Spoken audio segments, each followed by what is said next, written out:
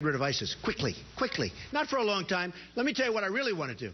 I want to get other people to put troops on the ground, and we'll back them up 100%, and we'll bomb the hell out of them.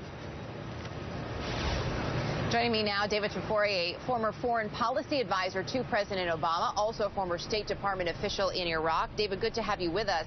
The New York Times had this to say about Hillary Clinton's speech, calling it a remarkable break with the administration and noting that Clinton seemed to align her strategic approach more closely with those of Russia and Iran. Clearly a slightly different approach then from Mrs. Clinton to the current president. How could something like this play out?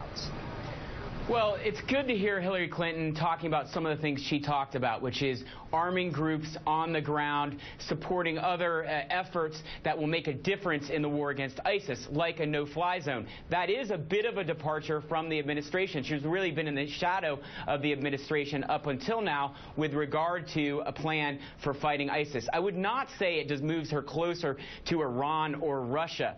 She has not said that she's keeping Assad in power, and that's of course the major difference between the Obama administration and Russia and Iran, and that continues to be a difference with respect to fighting ISIS and the strategy for Syria. So she is talking about some good things and starting to give some details that could lead to a plan that would be more effective for fighting ISIS.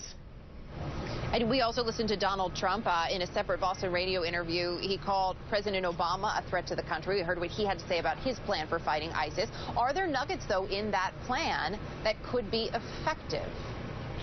Well, I wouldn't really call what Donald Trump has done so far as a plan. It's mostly sound bites. He wants to bomb the hell out of ISIS. That's great, but we're already bombing ISIS. Can we do more airstrikes? Yeah, we can, and we should. But that's not a plan. What he should be thinking about and talking about is how do we build indigenous forces on the ground. They're going to fight ISIS. How do we support them better? How do we train them better? How do we build a Sunni opposition in Syria and Iraq that will have legitimacy in the areas where ISIS is, so that people in those areas have something to turn to other than ISIS? Those are the types of things that are planned. So far, it's really just sound bites from Trump.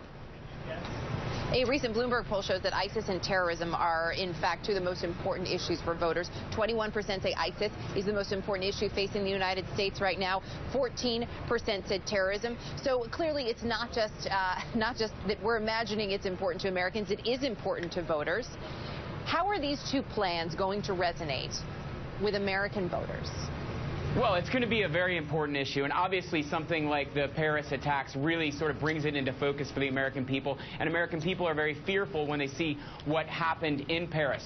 So the candidates are going to be evaluated based on their plans and how they talk about ISIS, and it's also based on their experience, and it's going to continue to be important. Hillary Clinton will likely continue to be the front runner. She says about what should be done about ISIS is going to be very important for her in attracting voters and for developing sort of the policy, and it will likely also impact the administration. We don't know if Donald Trump is going to be the front runner going forward. If he is, he's really going to have to develop some more details, some more experience, a better base of knowledge to convince people that he can be effective on these issues, particularly because he doesn't have any foreign policy experience. So push him to give more details on that and a more detailed approach. David Tafuri, nice to have you with us tonight. Thank you.